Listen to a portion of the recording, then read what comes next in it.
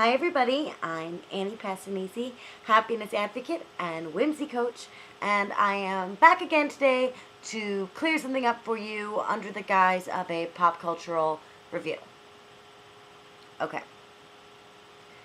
I have tried really hard in my life to subscribe to the model of if you can't say anything nice, don't say anything at all, or at least write it on a notepad. I have tried not to become a person known for bashing other people, but I do talk a lot of smack about a fictitious character named Pollyanna. I have been quoted to say Pollyanna sucks. I've said it on the radio.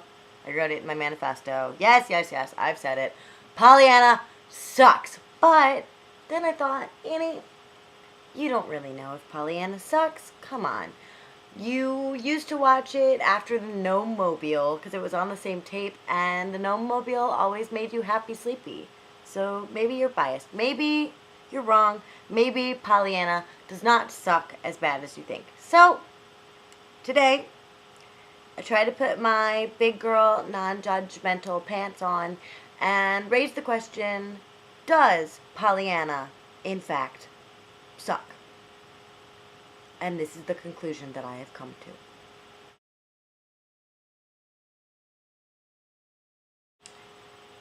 Is Pollyanna as bad as I say she is?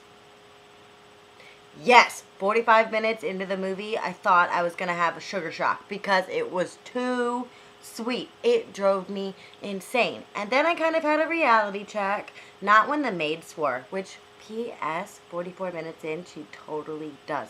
I didn't know you could say that in a Disney movie. Anyway, it was when this really grumpy, crotchety townsperson said, she's been spreading this sunshine and happiness thing all over town. And I thought, well, that kind of makes her a happiness advocate. I should give her some credit. Maybe she's not that bad, but she is. And the reason that she is her optimism gets clouded by her complete and utter lack of a filter and common sense. Girlfriend has no filter. She is the exact reason why you don't let your drunk best friend speak at your wedding. She's well-intentioned, but she says the wrong thing at the wrong time. Every time. Which just buys into her complete lack of common sense. Oh, Aunt Polly, I don't know how I got my dress dirty. Well, you were laying next to a creek in a white dress.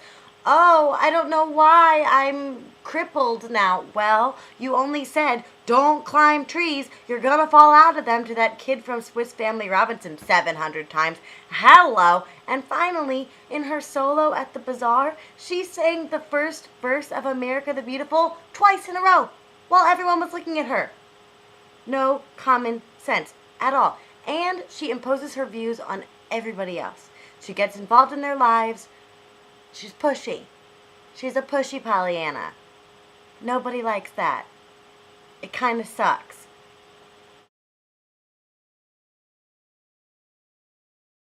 I used to define Pollyannaism as optimism beyond reason. But when she falls out of the tree, she gets upset, so it's not beyond reason. My new definition is optimism without common freaking sense. But it is optimism. And I love optimism. So I do have to give her some credit on about 4 or 5 things. Number 1, girl wears some really cute hats. I appreciate that. Number 2, her entire existence is based on gratitude. She almost has a stroke about the idea of store-bought underpants. That's kind of cute. Number 2, the grumpy reverend who's born again in Pollyannaism, discovers emotional contagion in the 1960s. He literally says, she's kind of contagious. Years before Harvard or anybody figured that out. Good on you, Reverend. Number 3, Pollyanna has this locket that she plays with the entire time so that we get the point that it's significant. And it's a Lincoln quote that I don't remember, that her dad used to say to her all the time. But it basically says, when you look for the bad in people, you find it. And therefore, you should look for the good in people. Dr. Tal Ben-Shahar, the amazing, says, what you appreciate, appreciates. And that's totally true when it comes to people and life. And then finally, this whole thing about the glad game, right? She is famous for challenging people to look for something to be glad about in any situation. I call that the silver lining, and I think it's a pretty good game. So I want to challenge you to play it and see how it goes. I promise I will do the same. Right now, I am trying to play the glad game with the fact that it's the middle of April in Chicago and it's snowing. I'm so glad. I just don't know why yet.